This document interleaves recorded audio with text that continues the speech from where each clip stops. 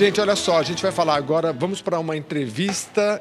Jornal da Rede Alesp conversa com a juíza Herta Helena Hollenberg Padilha de Oliveira. Ela vai falar para a gente sobre o aumento de casos de abuso sexual infantil neste período da pandemia do novo coronavírus. Bom dia, doutora Herta. Seja bem-vinda ao Jornal da Rede Alesp. Obrigada por ter aceito esse convite. Bom dia, é um prazer estar aqui com vocês. Doutora Herta, a gente sabe, né, que na última semana teve um assunto muito triste em relação ao abuso sexual, né, que veio a público. E também durante a pandemia, o isolamento social, cresceu muito o número desses tipos de crime contra os costumes em cima de uma criança. E vocês aí, a senhora também, a Vossa Excelência, tem um projeto que chama Eu Tenho Voz. A senhora poderia estar explicando para o telespectador o que consiste esse projeto? Claro. O projeto Eu Tenho Voz é uma ação que foi idealizada pelos juízes que compõem o Instituto Paulista de Magistrados. É uma associação fundada por juízes, mas que não agrega só juízes. Agrega também advogados que são colaboradores, promotores de justiça. E nós idealizamos, então, uma ação para chegar até as escolas e conversar diretamente com as crianças sobre o problema do abuso sexual. Essa ação consiste em levar uma peça de teatro, que chama Marcas de Infância, que conta 3 histórias, uma de violência física e 2 de abuso sexual. Depois da apresentação da peça para as crianças, a gente se coloca à disposição, essa apresentação é sempre acompanhada por um juiz, e o juiz então se coloca à disposição para um debate com as crianças e com os professores para orientar como pedir socorro numa situação dessas. E ainda depois dessa apresentação, a gente permanece na escola para conversar com quem quiser, tirar alguma dúvida, falar sobre qualquer assunto. Normalmente nós recebemos denúncias na própria escola das crianças que são vítimas, que nos procuram para denunciar. Depois de feitas essas denúncias, nós encaminhamos para os órgãos, conforme for o caso, já direto para o Ministério Público ou para o Conselho Tutelar, que vão apurar e dar encaminhamento ao que for necessário. E naqueles casos em que a questão não precisa ser judicializada, porque não envolve especificamente abuso sexual, nós temos um acompanhamento também feito pelo CNRVV, que vai tentar tratar, muitas vezes são casos de violência, famílias que estão realmente desajustadas, né, e a gente tenta então dar um apoio para tentar resolver essa situação sem a necessidade, aí, nesse caso, de judicialização. Isso, evidentemente, só nos casos em que não há risco para a criança. Quando há risco para a criança, imediatamente a gente encaminha para o Ministério Público. Doutora Herta, Jeremias aqui falando. Aliás, não sei se eu pronunciei seu nome correto. É Herta mesmo? É isso mesmo, é Herta. Herta. Doutora Herta, há quanto tempo existe esse projeto Eu Tenho Voz?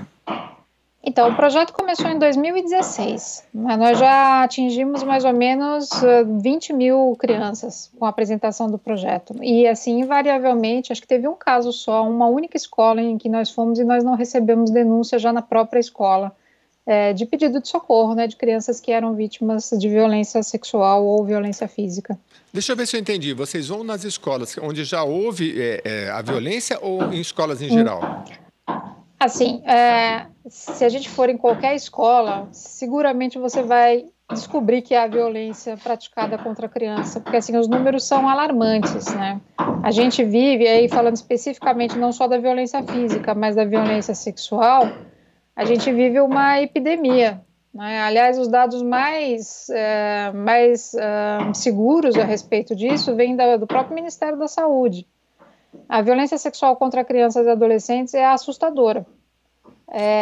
E por que ela se mantém desse jeito, né? Por que isso ocorre? Veja, nesse caso triste que nós vemos aí envolvendo essa criança de 10 anos, ela vinha sendo violentada há 4 anos. O problema teria começado aos 6.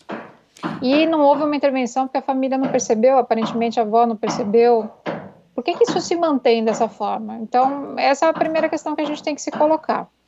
E, tecnicamente, a gente pode dizer que o abuso sexual, ele se perpetua, ele continua, justamente porque existe uma síndrome, que chama síndrome do segredo por parte da vítima. A vítima não tem coragem de falar o que está acontecendo, ela não consegue expor, principalmente porque é uma criança, né? Então, criança e adolescente são muito vulneráveis. E, por parte do abusador, tem o que a gente chama de síndrome de adição, ou seja, ele é um viciado, vamos chamar assim, para ficar mais claro, no que está acontecendo, na prática do abuso. Então, essa prática não vai parar sozinha, ele vai repetir todas as vezes que ele tiver oportunidade. E é por isso que é necessária uma intervenção. Bom, qual o caminho que nós achamos que é o mais fácil para conseguir essa intervenção? É justamente romper a síndrome do segredo. É dar poder à criança, dar força à criança e ensinar, e é por isso que o projeto chama Eu Tenho Voz, e a gente fala a sua voz é a maior defesa, é ensinar que a criança pode pedir socorro e que ela vai ser ouvida. E assim, rompendo a síndrome do segredo, a gente consegue cessar com o abuso. Quando nós vamos na escola, isso é a gente tem um cronograma, né, das apresentações que é ajustada com a Secretaria da Educação ou estadual ou municipal. Nós fazemos apresentações aqui na cidade de São Paulo e também no interior. E são escolas que foram selecionadas e que os professores foram preparados para a nossa presença, porque depois das apresentações, muitas vezes a denúncia não vem diretamente para a gente que está lá na escola, mas ela vai acabar vindo num determinado momento e provavelmente para o próprio professor. Então ele precisa ter um mínimo de preparo para poder acolher essa denúncia, poder ouvir essa vítima e dar um encaminhamento. Ô, doutora, o projeto, ele tem... E esse momento de pandemia, como é que o projeto tem feito se vocês vão até a escola e a escola hoje está fechada? Pois é, esse é um grande problema, porque a nossa atuação, ela sempre foi focada com a nossa presença na escola. Por que a escola? A escola é um reduto de segurança para as nossas crianças. Se a gente for pegar todas as estatísticas envolvendo violência, quer física ou sexual, a gente vai ver que a criança, o local de maior vulnerabilidade da criança é justamente a sua casa, onde a maioria dos casos acontece, na própria residência. Normalmente a violência é praticada também por alguém que é conhecido. Ao passo que se a gente pegar as estatísticas em relação às escolas, elas correspondem a 0,33% dos casos de violência envolvendo criança. Violência física ou sexual. Então, veja que é uma gota no oceano. Então, a escola ainda é um local de segurança das crianças. E também é um local onde a gente tem a facilidade de poder chegar e interagir com os professores, porque o projeto também tem essa finalidade, de trazer a conscientização para todos aqueles que convivem com as crianças, da responsabilidade que eles têm pela proteção das crianças, né? A gente diz que a proteção da criança é um dever da família, da comunidade e do Estado. Então, todos nós somos responsáveis pela segurança das crianças que nós convivemos e conhecemos. Nesse momento de pandemia, o que aconteceu? Foi um momento totalmente inesperado, ninguém esperava que fosse acontecer um negócio desse, que as escolas permanecessem fechadas por tanto tempo.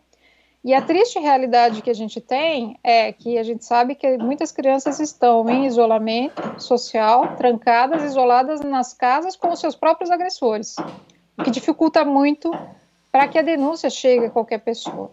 Então, o foco do projeto nesse momento é justamente trabalhar os professores, porque os professores ainda têm contato com as crianças, com aquelas que conseguem, né, ter acesso à internet para assistir às aulas e poder interagir com os seus professores via remota.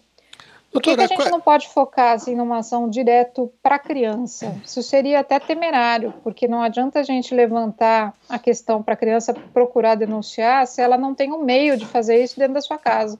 E aí a gente corre o risco até de escalar a violência, que é o que a gente não quer. Então, nesse momento, a gente está preparando todo o material de ensino à distância e de apresentação por vídeo, para a sensibilização dos professores, para que eles fiquem atentos a todos os sinais que possam indicar que algum de seus alunos está sofrendo violência física ou sexual. E quais seriam esses sinais, doutora? Bom, é muito mais fácil a gente perceber, evidentemente, quando está convivendo com a criança, né? O primeiro sinal que chama sempre a atenção, a gente fala uma mudança brusca de comportamento. Isso vale para todo mundo, vale para o professor, vale para a família. Toda vez que a criança tem uma mudança brusca de comportamento, é preciso investigar o que está acontecendo. Então, aquela criança que é muito falante e de repente fica calada, alguma coisa está acontecendo. Uma criança que é muito calma e de repente se torna violenta, alguma coisa está acontecendo. Não necessariamente violência física ou sexual, pode ser bullying, por exemplo, na escola. Mas é um indicativo de que é preciso prestar atenção. Outro sinal muito importante é dificuldade para reter fezes ou reter urina. Algum comportamento sexual inadequado para a idade. Uma sexualidade assim exacerbada que não se justifica naquele momento.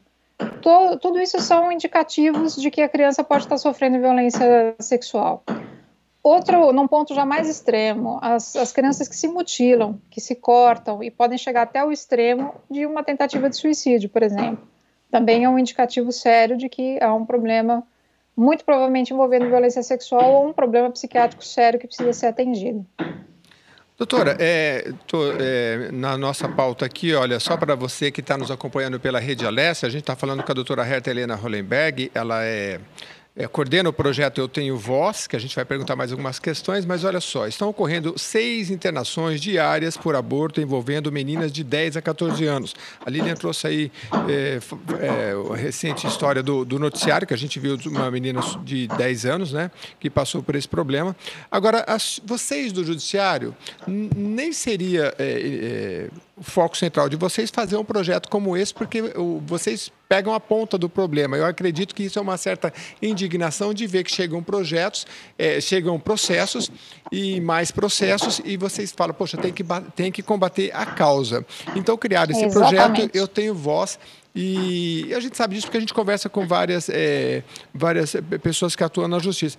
Nesse sentido, como é que a senhora vê, doutora, iniciativas públicas de um âmbito maior, com um projeto de lei, enfim, né, que possa dar uma amplitude nessa educação, nas escolas, enfim? Olha, essa pergunta é importantíssima, você tem toda a razão. Na verdade, esse projeto ele não é feito pelo Poder Judiciário, né? O Instituto Paulista dos Magistrados é uma associação sem finalidade lucrativa, que é composta por juízes, foi fundada por juízes. Mas nós não somos um braço do Poder Judiciário, nós não somos um poder público, nós estamos trabalhando justamente com esse tema, porque esse é um dos temas mais espinhosos para um magistrado, é justamente pegar uma questão envolvendo abuso sexual, e ela aparece em várias questões, não pensem que é só nos processos criminais, não. Muitas vezes em processos de direito de família, por exemplo, existem acusações de abuso sexual, muitas vezes a vara da infância trata com essa questão, a vara criminal, né, os juízes criminais tratam com a questão, e é extremamente doloroso ver essas vítimas, essas crianças submetidas a essa situação de abuso, de violência por longo período, sem que tenha sido tomada alguma providência. E quando chega para o judiciário, é porque alguma providência foi tomada. Então, pelo menos, ainda nesses casos, a gente sabe que alguma coisa ocorreu.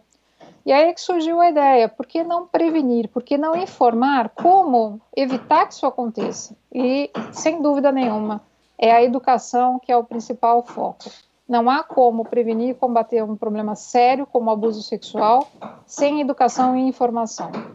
As nossas leis, elas são boas, né? Nós temos recentemente, foi aprovada a lei da escuta especializada, a escuta especializada é justamente uma tentativa de evitar que a criança que foi vítima de abuso ou violência sexual ou qualquer tipo de violência tem que ficar repetindo infinitas vezes para cada instituição onde ela passa toda a história novamente que ocorreu, porque cada vez que ela repete esse relato, ela está sendo submetida a uma nova violência, né? Ela está sendo revitimizada.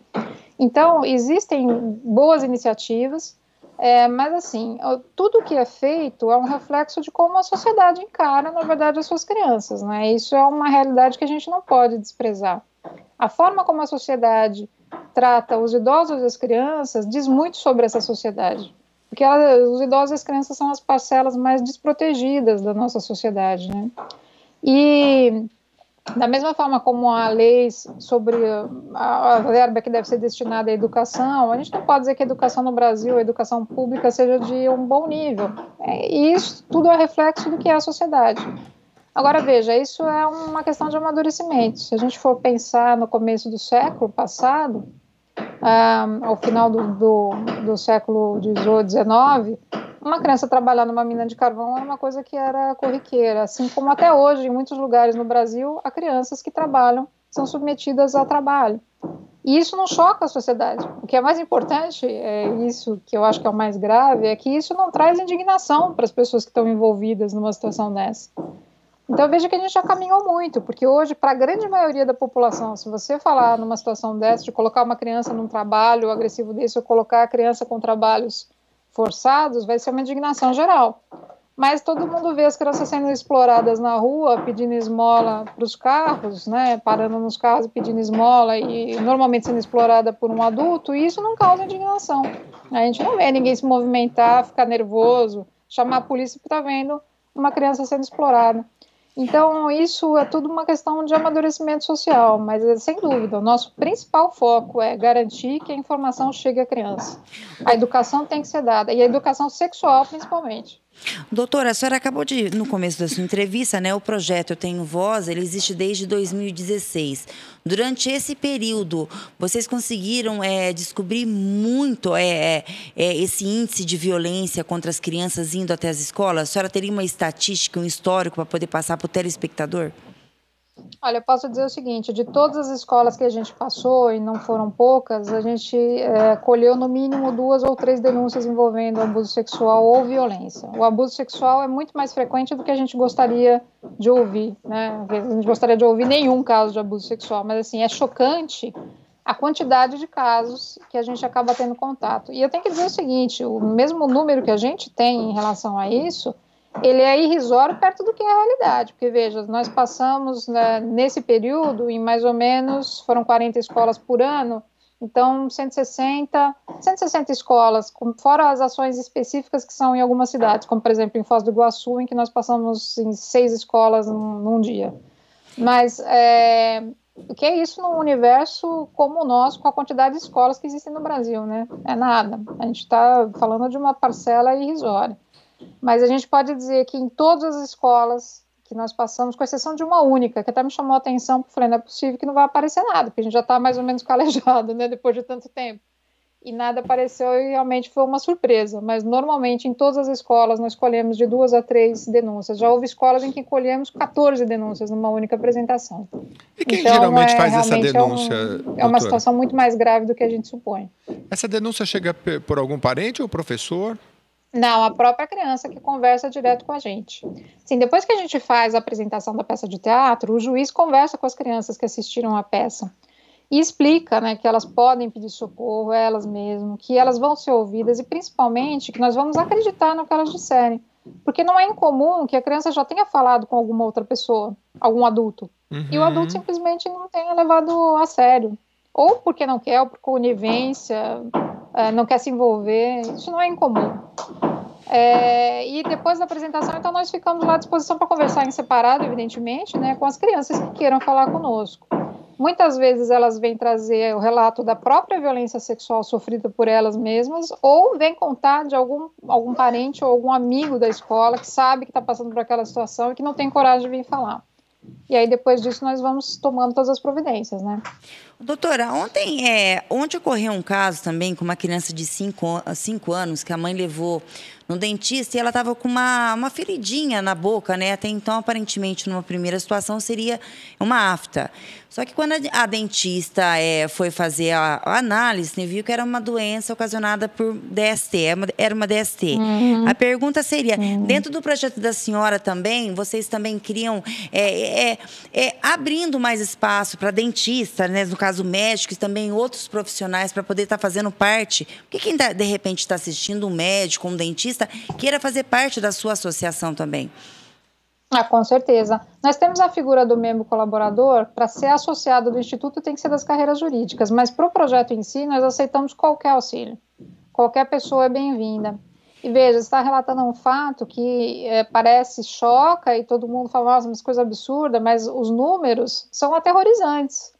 Se a gente for pensar nos dados que a gente tem de violência sexual praticada com crianças de 0 a 4 anos, são números absurdos. Eu tenho aqui, mais ou menos fácil para consultar, o boletim epidemiológico do Ministério da Saúde, que chega até o ano de 2017. A gente não tem um mais recente, mas a gente está falando aí de 9.344 casos envolvendo crianças. E aqui, quando a gente fala em crianças, são menores de 12 anos. E entre as crianças menores, a gente tem dados também muito significativos, que indicam que, infelizmente, isso é uma realidade. A senhora, como ocorreu, né? Acho que está muito mais em ênfase agora neste momento por causa do caso que foi ao noticiário, né, em rede nacional, sobre a menina abusada sexualmente com 10 anos. A pergunta para a senhora seria: a senhora, como uma juíza, a senhora é membro de uma associação que está ajudando a levantar essa estatística, ajudar as crianças, qual que seria um planejamento de ação extremamente que dê resultado, que o governo deveria fazer, ainda mais neste momento, onde isolamento social aumenta ainda as denúncias contra o abuso infantil? Qual que seria a senhora, como juíza também, né, e profissional, do Estado está entrando e fazendo mais a parte dele também, né? Eu queria só acrescentar... Não tem dúvida que a parte do Estado é importante, mas eu tenho que te dizer uma coisa. Nesse caso específico, muito mais importante do que a participação do Estado, porque o Estado tem as suas instâncias de atuação, é a participação da coletividade. É mais importante do que qualquer ente público se movimentar numa situação dessa, é justamente você tomar conta das crianças que estão ao seu entorno. Veja os seus vizinhos, fique atento para o que acontece na casa dos vizinhos. Óbvio que ele não vai violar a privacidade de ninguém, não vai fazer escudo, nada disso, mas vamos lá. Se você ouve uma criança que chora repetidamente e aparentemente sem razão, não é razoável que você chegue a conversar com os pais da criança para saber o que está acontecendo, se informe. Veja os seus familiares, seus sobrinhos. Bom, filhos nem se fala porque estão próximos da gente e a gente tem muito mais proximidade e facilidade para acompanhar o que está acontecendo. Mas, assim, é muito importante que a coletividade, nesse momento, fique atenta para todos os sinais, principalmente para um sinal de socorro. E se um dia alguma criança vier te pedir socorro, vier falar com você e relatar que está sofrendo algum tipo de violência ou abuso, acredite na criança. A função de quem ouve numa situação dessa não é querer investigar para saber o que está acontecendo, porque a gente não tem que fazer o papel de policial no momento desse, mas é acolher e acreditar. E aí, procurar imediatamente uma autoridade responsável. Pode ficar tranquilo que você não vai ser responsabilizado por essa ação, porque muita gente fica com medo e fala, bom, mas aí eu vou fazer uma denúncia, como é que eu vou fazer um negócio desse? Se não quer se comprometer, não quer aparecer fazendo a denúncia, faça uma denúncia anônima, disque para o Disque 100, disque aqui em São Paulo para o 181, para o Disque Denúncia, pode usar o próprio e-mail do projeto Eu Tenho Voz, que nós também recebemos denúncia, podemos encaminhar. É um aplicativo que chama Protege Brasil, em que você também pode fazer a denúncia pelo aplicativo, procura uma delegacia, pede anonimato, mas não deixe de procurar socorro. Quanto às ações do Estado... desculpa, eu não sei Não, pode continuar, pode finalizar. Quanto às ações do Estado, a gente tem uma figura que chama Conselho Tutelar, que já deve ser do conhecimento de todo mundo, que são pessoas eleitas justamente para fazer a proteção das crianças e dos adolescentes. O Conselho Tutelar, ele tem que estar próximo da comunidade. Então, o que é importante? Quando for fazer a escolha de um conselheiro tutelar, e todos nós podemos votar, é por eleição, embora não seja nem tão divulgada, né, a eleição do Conselho Tutelar, vamos ver quem são as pessoas mais capacitadas para fazer essa função, né? Vamos verificar o histórico dessa pessoa que está se candidatando, se ela tem conhecimento do que ela vai fazer, se ela tem algum preparo para atuar com esse tipo de situação. Vamos escolher bem essas pessoas que seriam justamente o braço dentro da comunidade do poder público na proteção das crianças e dos adolescentes. Eu acho que esses são os principais fatores. Nesse momento em que as crianças estão em suas casas, todos os telefones de atendimento estão funcionando, o Poder Judiciário não parou de funcionar um minuto sequer. Para um caso de urgência, existe o Ministério Público, existem as varas da infância e juventude, existe o Conselho Tutelar, então temos que estar atentos e buscar essas instituições para que elas funcionem, porque o que a gente precisa entender é o seguinte, o Estado não se movimenta sozinho. As instituições não vão sair procurando onde está acontecendo um caso, que está acontecendo dentro do seio do lar, dentro de uma situação familiar. Nesse caso, é muito mais importante que as pessoas que são próximas busquem o socorro numa situação dessa, porque eles que estão ali, são os olhos, né, e é dever da comunidade fazer essa proteção, sempre.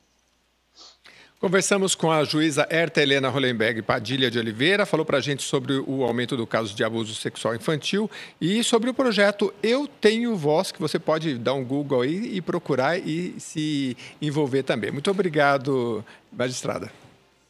Muito obrigada a vocês, muito obrigada pelo convite e pela oportunidade de participar, trazendo essas informações. Muito obrigada. Obrigada, doutora, e tenha um bom dia.